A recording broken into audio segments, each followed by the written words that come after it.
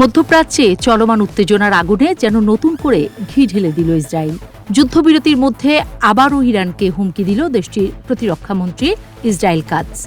11 জুলাই এক সামরিক অনুষ্ঠানে ইসরায়েলের প্রতিরক্ষামন্ত্রী কাৎজ কঠোর ভাষায় ইরানকে সতর্ক করে বলেন, প্রয়োজনে তারা আবার হামলায় ফিরবে, তবে এবার আঘাত হবে আরও ভয়ঙ্কর, আরও শক্তিশালী।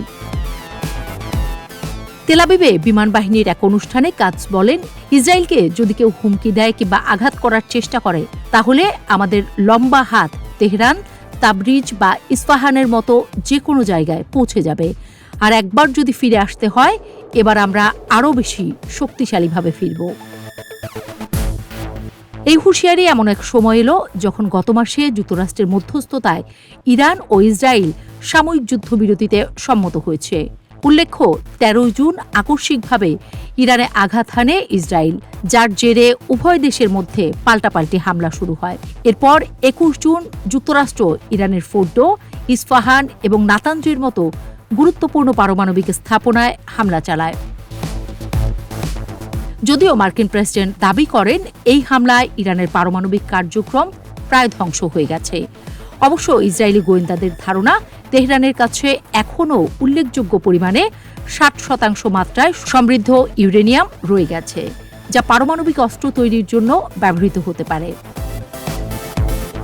এদিকে নিউ ইয়র্ক টাইমসের এক প্রতিবেদনে বলা হয়, ইসরায়েল মনে করে হিজবুল্লাহ নেতা হাসান নিহত হওয়ার পর থেকেই ইরান গোপনে পারমাণবিক বোমা তৈরির প্রচেষ্টা বাড়িয়েছে। এই প্রেক্ষাপটেই 13 জুনের হামলার পরিকল্পনা চূড়ান্ত করে ইসরায়েল। ইসরায়েলের প্রতিরক্ষা কর্মকর্তাদের মতে, যুক্তরাষ্ট্রের হামলায় ইরানের প্রায় 18,000 সেন্ট্রিফিউজ ধ্বংস হয়েছে, কিন্তু সব ইউরেনিয়াম ধ্বংস হয়নি। ফলে কেউ যদি এই অবশিষ্ট ইউরেনিয়াম পুনরুদ্ধারের চেষ্টা করে, তাহলে ফের হামলা হবে, এমন হুঁশিয়ারি দেয়া হয়েছে। এই টানটান পরিস্থিতিতে জাতিসংঘের আন্তর্জাতিক পারমাণবিক শক্তি সংস্থা IAEA এর ভূমিকা নিয়েও ক্ষোভ প্রকাশ করেছেন ইরানের প্রেসিডেন্ট মাসুদ পেজেশকিয়ান। বৃহস্পতিবার ইউরোপীয় কাউন্সিলের প্রেসিডেন্ট অ্যান্টোনিও কস্তার সঙ্গে ফোন আলাপে তিনি বলেন, IAEA যদি সত্যিকার অর্থে ইরানের সঙ্গে কাজ করতে চায়, তাহলে পক্ষপাত দুষ্ট নীতি পরিহার করতে হবে। ইতিমধ্যে ইরান IAEA এর কিছু কার্যক্রম স্থগিত করেছে এবং নতুন এক আইনে স্বাক্ষর করেছেন প্রেসিডেন্ট পেজেশকিয়ান। তার হুঁশিয়ারি, যদি আবারও ইরানের বিরুদ্ধে আগ্রাসন হয়, তবে এর জবাব হবে আরও কঠোর ও নির্দয়।